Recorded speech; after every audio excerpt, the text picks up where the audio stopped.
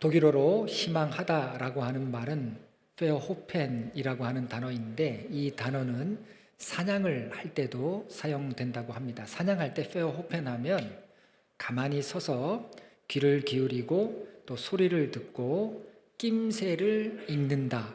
독일 사람들은 이 페어호펜이라고 하는 단어를 사냥할 때 그렇게 받아들이는 거예요.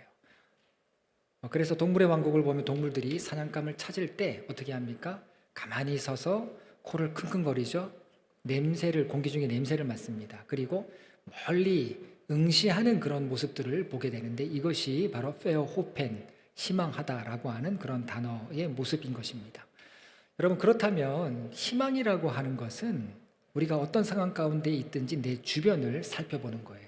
샅샅이 내 주변을 살피고 그리고 방향을 정하는 일이 되는 것입니다. 아주 중요한 일, 그것이 바로 희망, 페어호펜인 것입니다. 어쩌면 깊은 절망 가운데에서 눈을 뜨게 되는 것이 바로 이 희망이다라고 그렇게 말씀드릴 수가 있는 것입니다. 또 독일어로 불안이라고 하는 단어가 있는데, 이 불안이라고 하는 단어는 앙스트입니다. 앙스트라고 하는 이 단어는 원래 궁지에 몰린다, 궁지라고 하는 그런 뜻을 갖고 있습니다. 그러면 불안이 점점 내 안에서 가중되면 모든 관점은 질식되죠. 다양한 가능성들도 죽게 됩니다. 시야가 좁아지게 되고 차단되죠. 그래서 앙스트라고 하는 단어가 그런 의미를 갖고 있다는 겁니다. 여러분, 실제로 불안이 많은 사람들, 요즘 불안 장애를 호소하는 분들이 많으십니다. 굉장히 어려운 시대를 살고 있기 때문에 불안 장애를 호소하는데, 불안한 사람은요, 스스로를 점점 궁지로 몰아넣게 만들죠. 불안에 빠진 사람이 바라보는 이 세상의 모습은 감옥이에요. 어디를 가든지 감옥인 것입니다. 불안은 미래를 막고 가능한 것과 새로운 곳으로 향하는 길과 통로를 다 차단하고 막아버리기 때문에 그런 것입니다. 그래서 여러분, 삶을 불안해하지도 말고, 여러분, 우리 믿는 자들은 하나님께서 하실 일들을 더욱 희망하고 기대하는 그런 사람이 바로 믿는 자들이라고 하는 거 여러분 꼭 기억하시기 바랍니다. 물론 사람인지라 어찌할 수 없는 그런 부분들이 있다 할지라도 우리는 믿음 안에서 희망하는 삶을 살아야 된다라는 것입니다. 갈라디아서 2장 말씀처럼 내가 육체 가운데 사는 것은 하나님의 아들을 믿는 믿음 안에서 사는 것이라고 했는데, 여러분, 우리 삶은 주님 안에서 하나님을 희망하는 삶이다라는 것을, 그리고 그것이 믿음이라는 것을 여러분 꼭 기억하시기 바랍니다. 지난 시간에 우리는 갈렙의 희망하는 믿음에 대해서 살펴보았습니다. 갈렙이 희망적이었던 이유는요, 그 믿음이 변하지 않았습니다. 젊었을 때나 나이 들어서나 우리는 믿음이 쉽게 변하죠. 식어지기도 하고 뜨거워지기도 하고 열심을 내기도 하고 내가 언제 그랬느냐는 듯이 다 잃어버리기도 합니다. 그런데 갈렙은 그렇지 않았다라는 겁니다. 그 생각과 관계와 믿음이 달라지지 않습니다.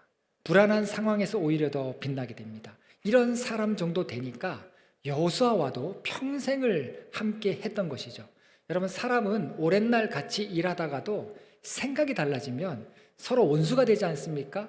가까이 지내던 사람을 원수보다 더 미워하는 게 사람이에요. 모세의 형제 아론과 미리암은 모세와 피를 나눈 그런 형제였는데, 모세가 가장 어려울 때 모세에게 너무 아픈 말을 하지 않았습니까? 이거는 아론과 미리암이 특별히 결함이 있는 사람이어서가 아니라 인간이라고 하는 존재가 결함이기 때문에 그러하다라는 것입니다. 그런데 이 갈렙은 평생토록 여호수아와 함께 했는데도 이 둘 사이가 틀어지지 않습니다.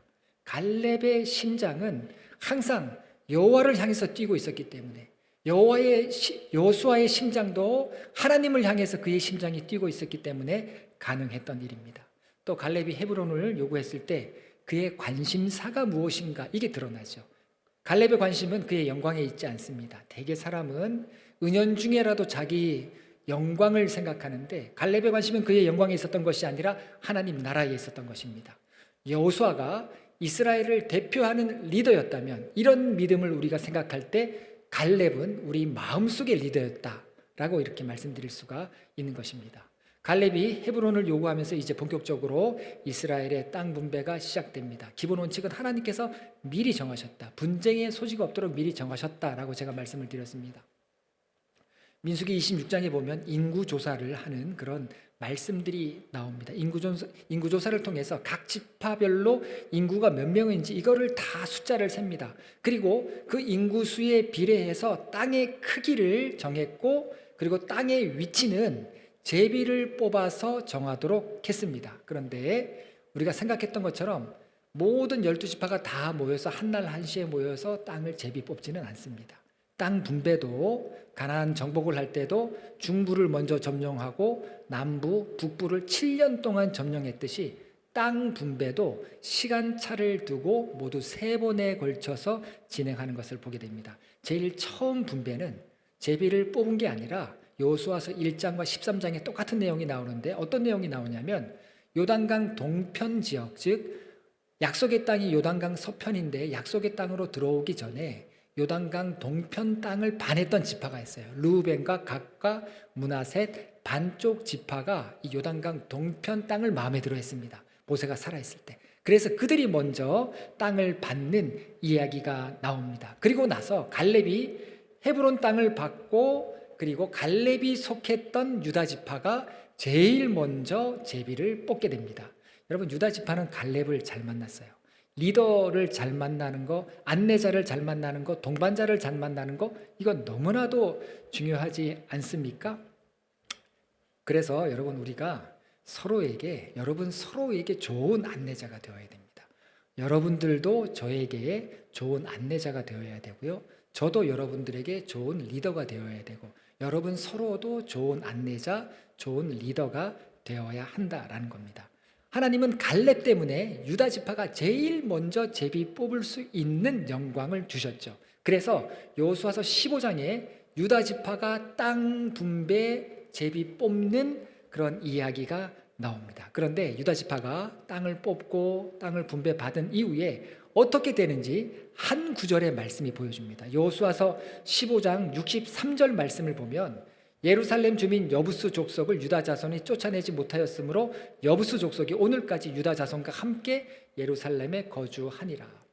유다 지파는 땅을 분배받은 다음에 다시 힘을 합쳐서 분배받은 땅에 남아있는 가나안 족속들을 몰아냈어야 했는데 그렇게 하지 못했다라는 겁니다. 뒷심을 잃어버린 거예요.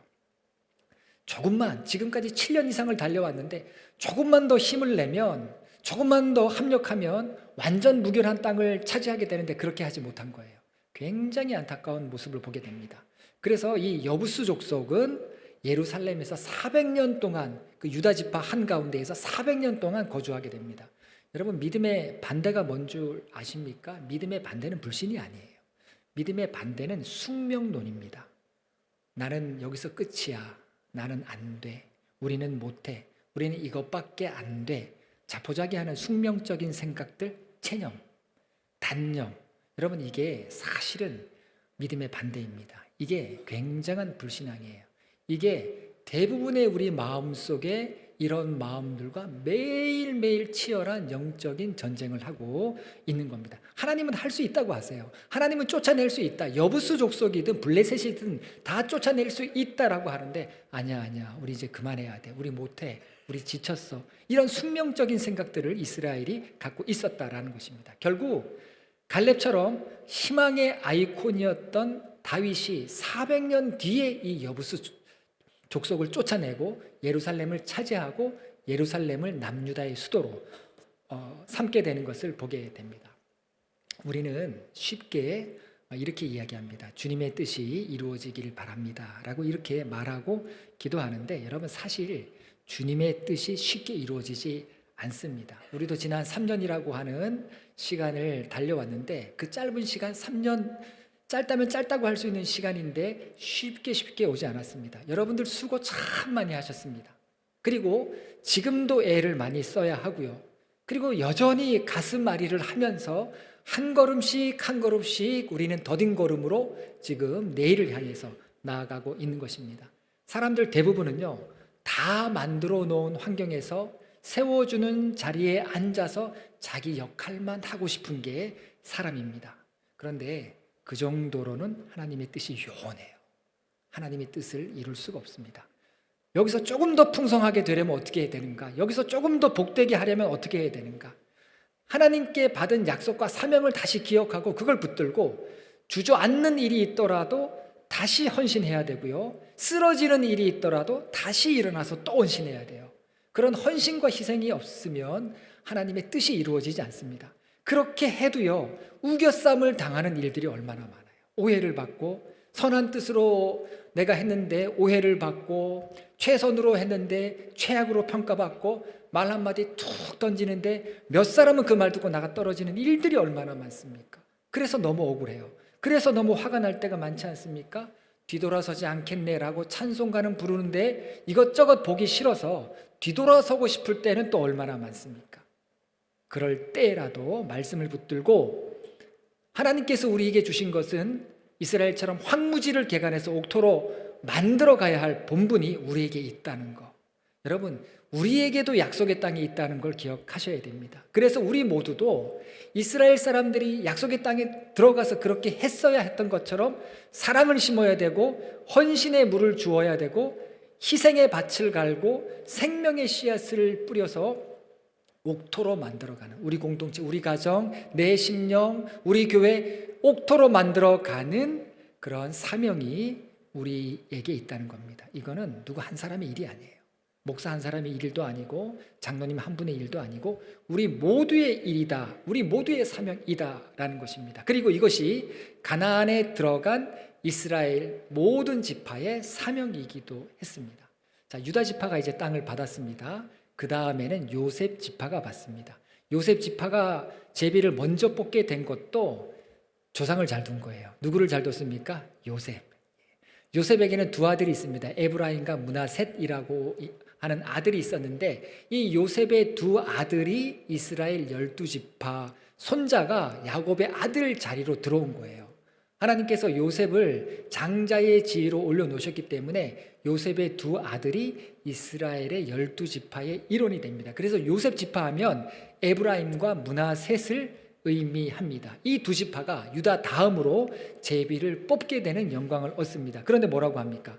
여호수아서 17장 14절을 보면, 요셉이 여호수아에게 말하여 이르되 여호와께서 지금까지 내게 복을 주심으로 내가 큰 민족이 되었거늘 당신이 나의 기업을 위하여 한 제비 한 분깃만으로만 내게 주심은 어찌함이니까. 자, 요셉 지파는 에브라임과 므낫셋 두 지파라고 했습니다. 그러면 두 분기 두 번의 제비를 뽑아서 땅도 두 번에 걸쳐서 땅을 분배받아야 하는데, 지금 요셉 지파는 한 제비 한 분깃만 주었다는 겁니다. 왜 이렇게 됐냐면 므낫셋 반지파가 요단 동편의 땅을 이미 받았어요. 좋은 땅을 받았습니다. 그래서 그 남은 반쪽 지파는 에브라임에 속해서 에브라임 지파만 뽑을 수 있도록 그렇게 이스라엘 족장들이 다 모여서 회의를 했던 겁니다. 그런데 요셉 지파가 이게 불만이었던 거예요. 우리 지부는 두 몫을 받아야 되는데 왜 한 제비 한 분깃만 주느냐? 우리 지분이 상당하지 않느냐? 우리 이것밖에 되는 땅을 우리가 받아서야 되겠냐? 이렇게 불평하는 것입니다. 여호와께서 지금 내게 복을 주심으로 내가 큰 민족이 되었다라고 요셉 지파가 이렇게 이야기했는데, 이 말의 의미는 뭐냐면 우리 조상 요셉 때문에 이스라엘 백성들이 이렇게 크고 강해진 거 아니냐? 왜 우리 지파를 몰라보느냐? 왜 우리 장자 지파를 이렇게 무시하느냐? 우리 노고를 알아주지 않고 보상해 주지 않느냐? 이거를 세게 어필했던 겁니다. 사실 요셉이 잘났죠. 요셉이 잘난 것이지 이들은 요셉 때문에 과한 특혜를 지금 요구하는 것입니다. 이들이 잘난 게 아니에요. 사실 에브라임 지파와 므낫셋 반지파는 굉장히 좋고 큰 땅을 받았습니다. 인구 수가 쫙 나오는데 인구수 에브라임과 므낫셋을 합해도 단 지파보다도 적은데 단 지파보다 훨씬 더 좋은 땅, 안전한 땅을 받았어요. 그런데 이렇게 불평이 나오는 것은 이들의 속마음이 딴 데가 있다는 겁니다. 이들은 유다 지파에 대해서 라이벌 의식을 갖고 있었어요. 우리가 유다 지파보다 못한 게 뭐가 있는데, 왜 유다 지파가 먼저 땅을 받고, 왜 유다 지파가 우리보다 좋은 땅을 차지한 것 같고, 왜 그렇게 하느냐, 이런 마음이 이 에브라임과 므낫세의 지파 마음속에 있었던 겁니다. 우리가 신앙생활하면서 여러분 이런 부분들 정말 조심해야 됩니다. 왜냐하면요, 나중에 요셉 지파 중에 에브라임 지파가 이런 불평과 시기의 대명사가 돼요. 사사기 8장에 보면 기드온이 미디온을 물리치는 그런 말씀들이 나오는데, 이때 에브라임 지파가 딴지를 걸어요. 뭐라고 하냐면, 강한 힘이 있는 우리 지파를 빼놓고 왜 너희만 가서 미디안과 싸웠느냐. 아니, 힘이 있으면 우리가 도와주겠다고 해서 와서 도와주면 될 것이지, 뒷짐지고 있다가 기드온이 이기니까 왜 우리만 빼놓고 너희들끼리만 싸웠느냐. 이거 궤변이에요. 궤변에 가까운 그런 이야기를 합니다. 서로 도와주면 되는 거 아니에요? 이 기드온이 이기니까 엉뚱한 얘기를 하고 있습니다. 그리고 또 암몬이 입다가 암몬과 싸울 때 입다는 에브라임에게 도움을 요청합니다. 그런데 도와주러 오지 않아요. 그런데 입다가 승리를 합니다. 그러니까 그제서야 왜 우리를 부르지 않았느냐. 이때는 생짜를 놓는 거예요. 그러면서 입다를 죽이겠다고 합니다. 말이 안 되는 거죠. 해야 할 일은 안 하고 책임도 안 지면서 에브라임이 강했어요. 큰 땅을 받았기 때문에 사실 영향력이 있었는데 책임을 안 지면서 자리는 다 차지하려고 하는 그런 모습들을 보게 됩니다. 자기를 대단한 존재라고 착각하고 있는 거죠. 그리고 나중에 이스라엘이 남과 북이스라엘과 남유다로 분리되게 되는데, 이때 남유다를 가장 괴롭혔던 지파가 바로 에브라임 지파예요. 서로 죽이는 전쟁까지 하는 것을 보게 됩니다. 여러분, 신앙생활 하는 동안에 또 우리가 살아가는 동안에 내 안에 자꾸 시기나 질투나 미움이 생길 때가 참 많습니다. 그런데 생각하셔야 돼요. 이거는 성령께서 주시는 마음이 아니라는 거. 이거는 열매 맺는 삶의 마음이 아니라는 거. 믿음이 아니라는 거. 이거 꼭 기억하셔야 됩니다. 이런 모습들은요, 자기의의 변종 모습이에요. 나는 괜찮고 나는 다르다. 이런 생각, 이런 자기의에 빠져 있으면요, 내 판단이 옳다. 이런 생각에 빠져 있으면 이게 자기의의 변이적인 모습으로 나타나게 되는데, 이런 사람 하나님의 섭리 못 봅니다. 이런 사람 합력할 수 없어요. 그리고 계속 불평만 하게 되는 겁니다. 요셉 지파가 이렇게 불평하니까 여호수아가 아주 강하게 이들을 권면합니다. 15절 말씀이죠. 15절 말씀을 보면 여호수아가 그들에게 이르되 내가 큰 민족이 되므로 에브라임 산지가 내게 너무 좁을진대 브리스 족속과 르바임 족속의 땅 살림에 올라가서 스스로 개척하라 하니라. 받은 땅이 불만족스러우면 스스로 개척하라라고 여호수아가 강권합니다. 그러니까 요셉 지파가 또 바로 뭐라고 대받아칩니까? 16절 말씀이죠. 요셉 자손이 이르되 그 산지는 우리에게도 넉넉하지 못하고 골짜기 땅에 거주하는 모든 가나안 족속에게는 벳스왕과 그 마을들에 거주하는 자이든지 이스라엘 골짜기에 거주하는 자이든지 다 철병거가 있나이다. 살림이라도 개척하라. 그러니까 그 땅도 좁고, 그리고 진짜 속내가 나오죠. 다 철병거를 갖고 있는 족속들이라 우리가 어떻게 할 수 없습니다. 숙명이에요. 체념이고 단념입니다. 또 다른 불평이 나와요. 이게 불평하는 자의 특징입니다. 여러분, 불평하는 사람은요, 계속 불평한다는 거, 불평은 불평을 낳는다는 거, 개척을 하라고 하니까 이제는 제비 뽑은 땅에 가나안 족속들이 철병거를 갖고 있기 때문에 개척 못한다라고 이렇게 이야기하는 걸 보게 됩니다. 그러고 보면은요, 사람이 항상 옳은 거를 옳아 보이고 정의로워 보이고 옳은 것을 선택하는 것처럼 보이는데, 여러분 거기에 속으면 안 돼요. 사람은 옳은 거 선택하지 않습니다. 자기 편한 거 선택해요. 저도 제가 편한 거를 선택합니다. 사람은 감나무 밑에서 홍수가 떨어지기를 바라는 마음이 훨씬 더 큰 거예요. 귀찮고 성가신 일들 누가 좋아합니까? 저부터라도 싫어해요. 그래서 불평을 합니다. 그리고 불평을 한다는 건 욕심이 있다는 거예요. 그리고 이런 불평들은 가정이든지 교회이든지 어떤 공동체이든지 그 공동체를 위협하는 그런 요소가 된다라는 겁니다. 여러분, 더 어려운 게 뭐였냐면 여호수아가 에브라임 지파예요. 지금 에브라임 지파가, 요셉 지파가 이스라엘의 리더 여호수아가 자기 지파인 걸 알고 계속해서 여호수아에게 푸시합니다. 여러분, 가까운 사람이 뭐 이렇게 교회에서 어떤 직책 직임을 갖고 있을 때 그 사람한테 불평하지 마세요. 보기 안 좋습니다. 그거 신앙적인 모습 아니에요. 뭔가 영향력 있는 사람한테 막 기대어서 얘기하는 거, 지금 이게 그런 모습이에요. 요셉 지파가 여호수아가 에브라임 지파였는데 에브라임이 끝없이 여호수아에게 불평합니다. 자기 사람이라는 건데 이거는 신앙적이지 않아요. 성숙한 자의 모습이 아니다라는 겁니다. 반면에 성숙한 자의 모습은 어떻습니까? 여호수아는 끊임없이 에브라임을 짓눌러요. 눌러버립니다. 스스로 개척해라. 스스로 너희들이 쫓아내라. 이렇게 이야기합니다. 여호수아는 알았던 거예요. 내가 에브라임 지파의 얘기를 들어주면 제 가족 챙기는 꼴이 되는데 이렇게 했다가는 이스라엘 공동체가 다 죽는다는 걸 알고 있었던 것입니다. 그래서 여호수아가 지혜로웠던 거예요. 지혜롭게 이스라엘 전체 공동체를 배려하면서 요셉 지파의 요구를 거절합니다. 그리고 여호수아는요, 나중에 정말 척박한 그러한 산림지대로 들어가서 척박한 광야 같은 땅으로 들어가서 거기를 자기 기업으로 삼습니다. 자기가 먼저 모범을 보이는 것을 보게 됩니다. 이 여호수아의 마음이 그러니까 요셉 지파를 더욱더 도전하도록 밀어붙이죠. 18절 말씀을 보면 그 산지도 내 것이 되리니 비록 산림이라도 내가 개척하라. 그 끝까지 내 것이 되리라. 가나안 족속이 비록 철병거를 가졌고 강할지라도 내가 능히 그를 쫓아내리라 하였더라.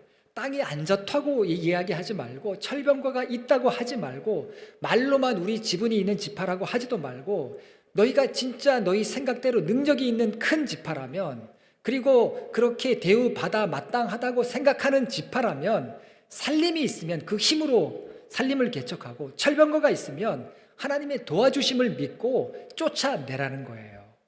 여러분 여기에 오늘 우리 신앙인들이 가져야 할 믿음의 자세가 있습니다. 상황이 항상 좋습니까?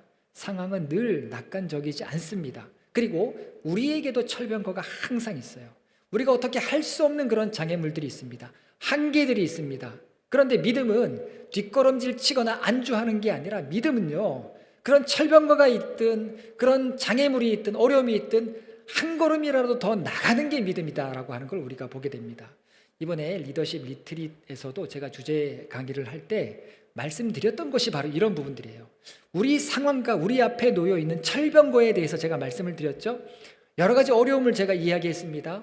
어떻게 할 수 없는 부분들 했습니다. 이야기했습니다. 예산적인 부분들 말씀했어요. 교육자에 대해서 이야기했습니다. 그리고 우리가 어떻게 공동체가 우리가 함께 세워야 되는지에 대해서 이야기했어요. 그런데 핵심은 뭐냐면 이런 어려움이 있고 이런 약한 부분이 있는데 그래서 못한다가 아니라 이렇게 해야 한다는 걸 제가 이야기했던 겁니다.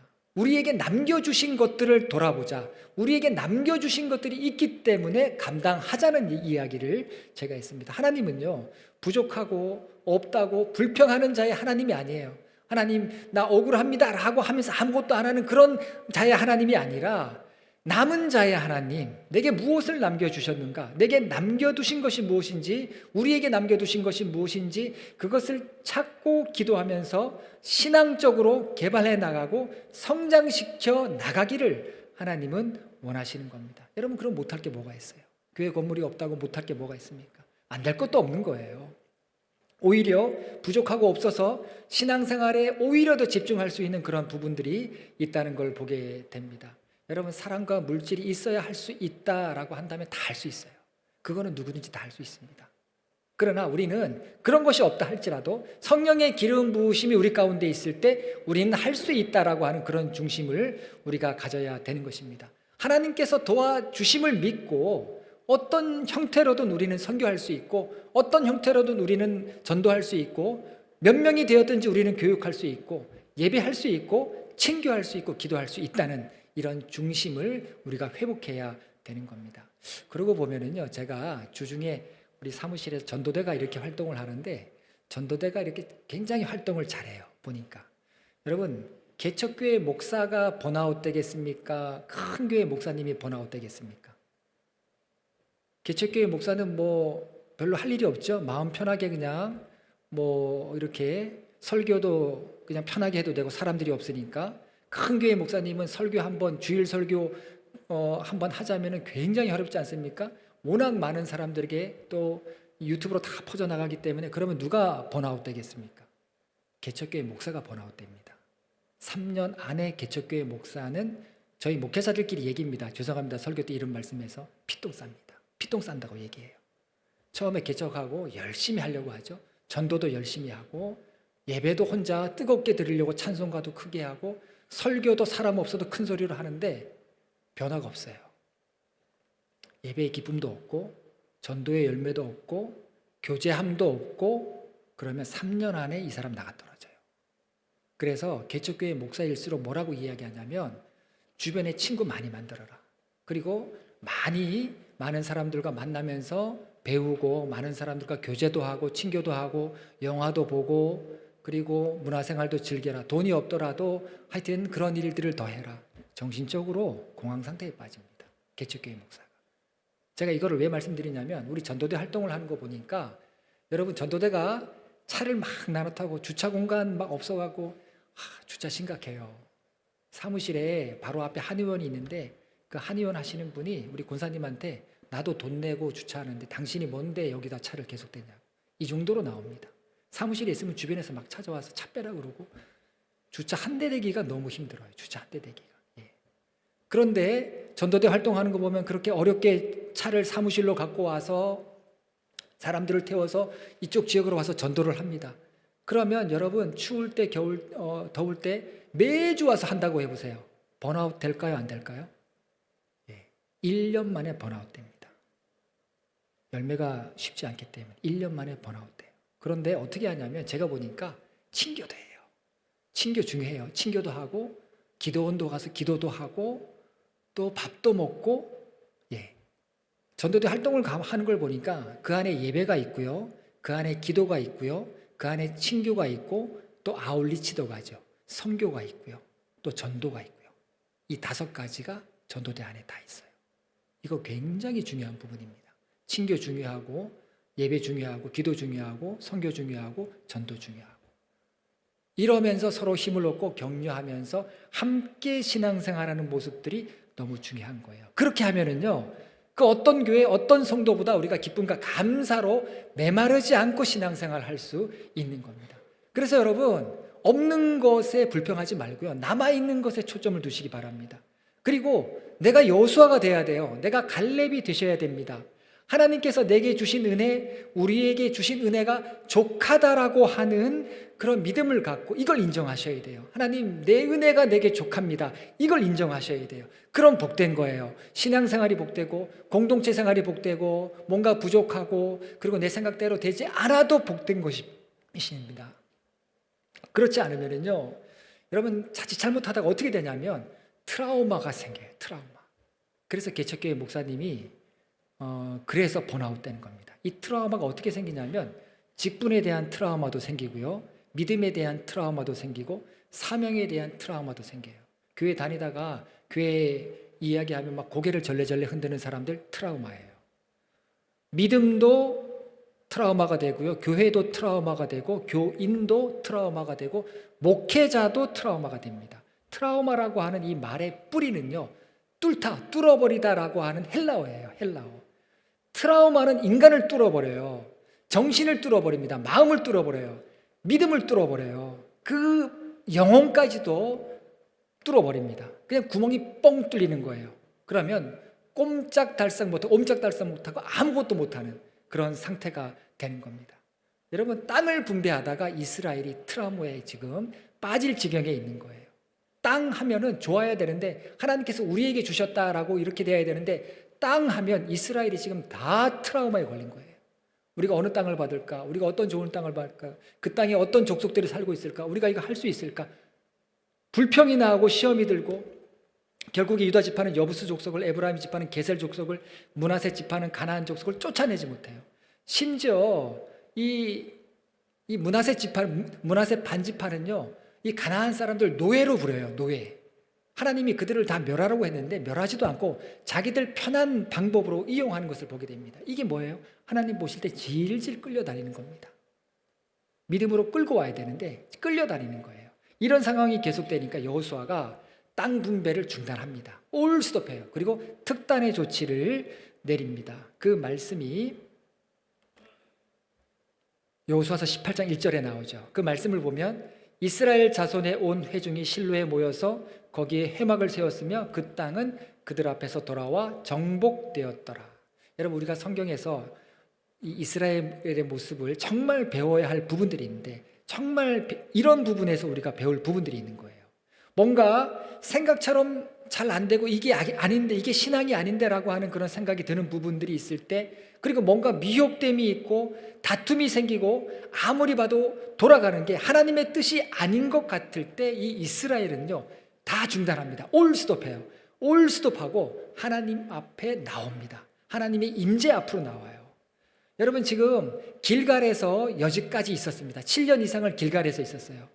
길갈은 이스라엘에게 굉장히 의미 있는 곳이었고, 길갈은 승리의 장소였고, 요단강을 건너온 하나님이 함께 하신 그런 장소인데, 여호수아는 이런 곳을 과감히 떠나서 약속의 땅 정중앙인 길갈로 하나님의 회막을 옮깁니다. 예배당을 옮긴 거예요. 예배당을 그냥 통째로 아무것도 없는 실로로 옮겨버린 겁니다. 영적인 외통수를 둔 거예요. 회막은 하나님의 함께 하심의 상징이었죠.